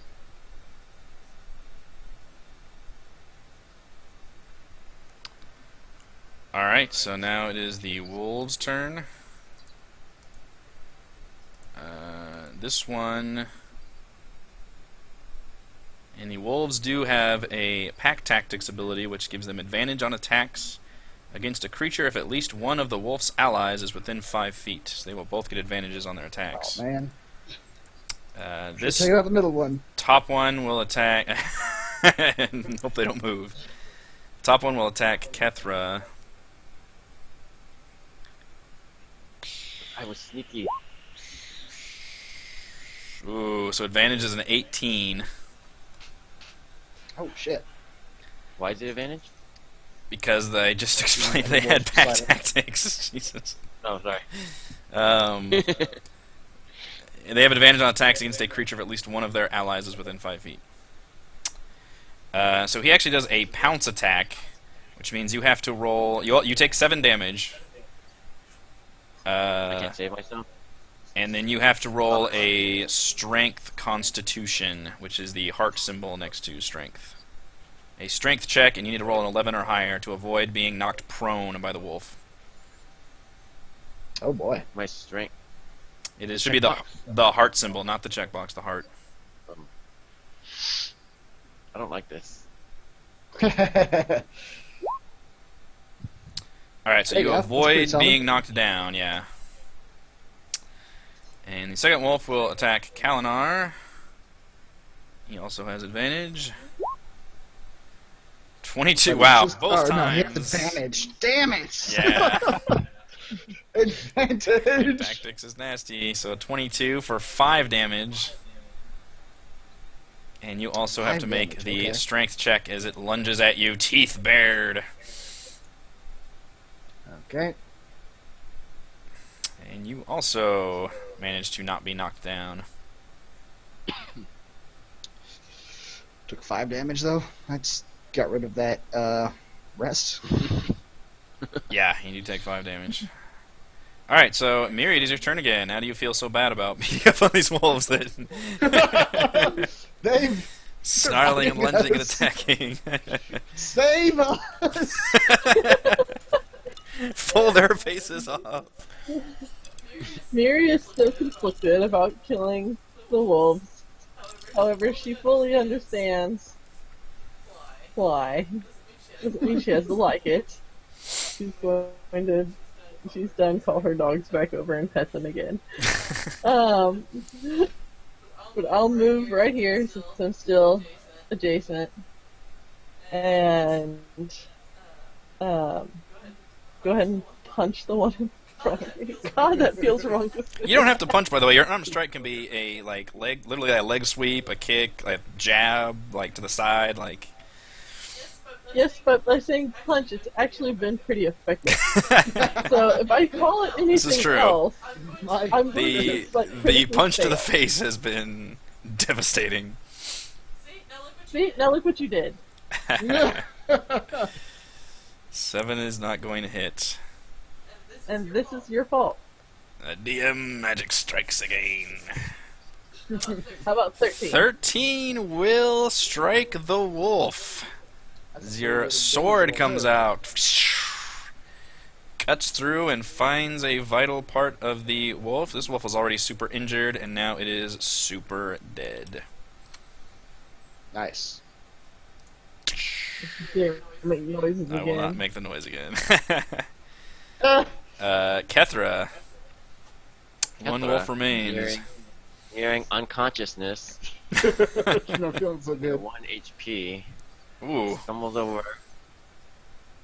Yeah, you really hurt me, man. And just it's still a sneak attack. Still lunges her rapier into this other wolf. You pretty much always get sneak attack, I think. I mean, you guys are... Well, I don't know. As long as they're within 5 feet. Yeah. The only as time long- he wouldn't is when he's like going one-on-one with somebody. Correct, yeah. Ah. Something has gone terribly wrong. 17 will definitely 17 strike will that hit. wolf for 9 damage. Mm-hmm. You are able to cut deep into the wolf. It is snarling and panting heavily. It's still technically on its feet, but I will have its roll Constitution save to see if you obliterate it. Rolls an 8, so he has to roll on the system shock, which I should make myself a 1d10 macro. A 3, ooh, that's something. Okay, a 3 means he immediately is like seizes up and actually drops down to 0 hit points, panting heavily, Oh. unconscious, out of the fight. Oh. Yeah. Well, I hope you're happy, Miri. This one's still alive. No, he's not. Calenhard lops his head off. And that's the red X. Can't have that thing wake him back up again. Alright, that is the end of this combat encounter. Now let me ask you guys, do you want me to reward you guys XP as you kill things? Because that is normally how it's done, but this particular section has the option of just awarding XP at the end of this area, if that's easier. But I can do it piecemeal if you'd like. That might be easier, especially, well, I don't know. I think it depends if we level up. Yeah. Yeah. Okay, I can go it and might reward be weird XP. to level up in the. Yeah, it might Well, be weird my- to level up in the middle of. My like rule a is session. that in order to level up, you have to take a short or long rest. But if you Okay. need to, you guys can still level up, and we can have that happen if you want. But just be, I mean, because that way you'll be, and hopefully you guys will know, like when you're hitting near that XP bar, and be kind of prepared in case that does happen. Yes, because that can be part of the session Right. too, is you can just have that go on. So you guys, and I'll count the goblins at the beginning, because I forgot to do that. So the goblins are still 50 each, and I believe the wolves are the same. And remember, we divide everything by 4, since there's 4 of you.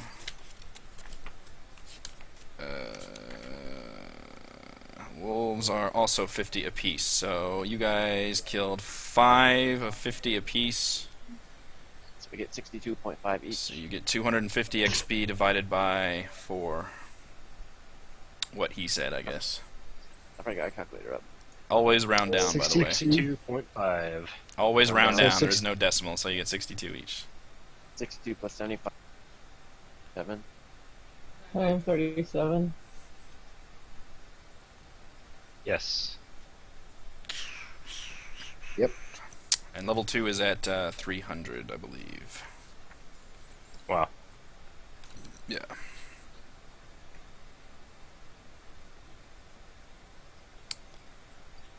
Okay, so this room, there's nothing in here that you can notice except for the fissure to the east here, and then obviously the cave continues up here into kind of, there's a slight branching path this way, as well as just continues on its normal path up here. But but this Someone might actually be... get into that fissure, or is it just a drop off? Let's see if I can find where it says the fissure.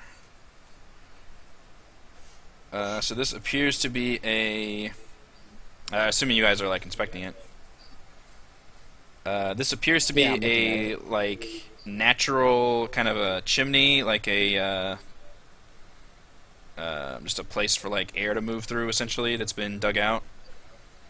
And it is a climb like upwards through a almost like vertical shaft over here. Like it's kind of hard to represent that on the D20 grid, but it's like a narrow shaft you would have to climb, essentially. Up. Okay. Gotcha. Yeah. Let's throw one of the heads down there. Well, it goes up, right? It Not goes down. up. Yeah, it goes up. So it is like a chimney. It's just like, yeah. Yeah. Okay. So that is the situation. This would actually probably be a good stopping point. We're about quarter to midnight right now, so in between. Cool. I just finished a combat sequence, so that's pretty good. And we will pick it up here next week and explore the rest of the Goblin hideout to try to find our missing people. So get our outro music going. Thank you to Chris, Heather, Raymond, and Reese. We'll be here next week for more Dungeons & Dragons 5th edition, Sunday evenings at 9:30 p.m. Central Time. Thanks, guys. Thank you. Mm-hmm. Bye. Kill more wolves. Murder them terribly.